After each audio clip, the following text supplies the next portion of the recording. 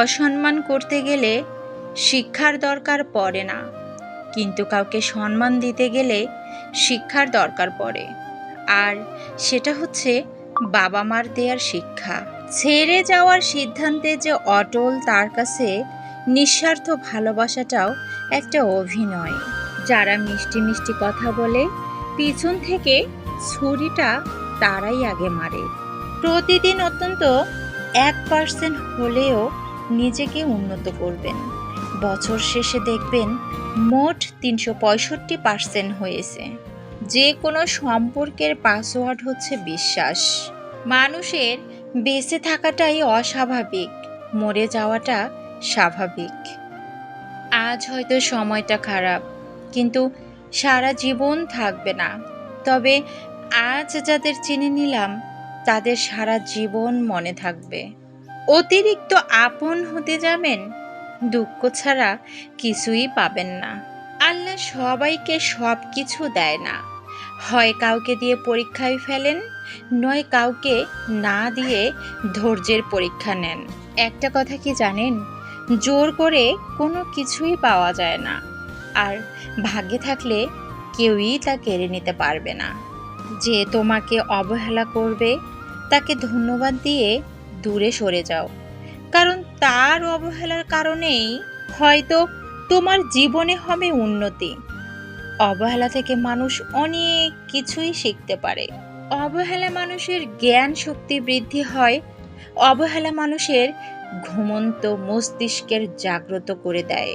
কাউকে যতই কাছ থেকে চিনো না কেন, মন খুলে সব কথা কখনোই বলো না।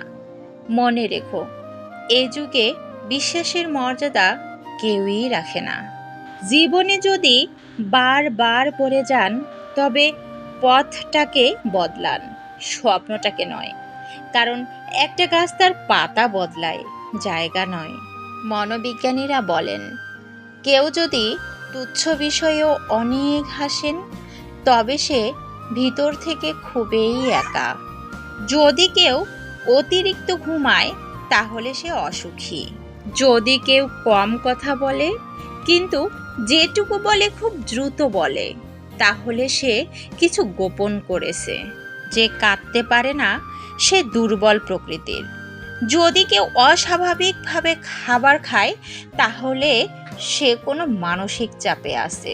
যদি কেউ একটুতেই কেঁদে ফেলে, তার মানে সে নিরীহ এবং কোমল হৃদয়ের। যদি কেউ ছোটখাটো বিষয়ে রেগে যায়, তার মানে তার ভালোবাসার দরকার। কথা বলতে যতটুকু যোগ্যতা লাগে, নীরবতা অবলম্বন করার জন্য এর চেয়ে অনেক বেশি যোগ্যতা লাগে। আমরা সব সময় মনে করি আমাদের স্মৃতিশক্তি খুবই দুর্বল, কিন্তু যখন আমরা কাউকে ভুলতে চেষ্টা করি, ঠিক তখন বুঝতে পারি আমাদের স্মৃতিশক্তি কতটা শক্তিশালী। স্বার্থপর মানুষেরাই জীবনে ভালো থাকে, বাকিরা তো কেবল অপরকে ভালো রাখে। মানুষ কখনো ইচ্ছে করে বদলায় না।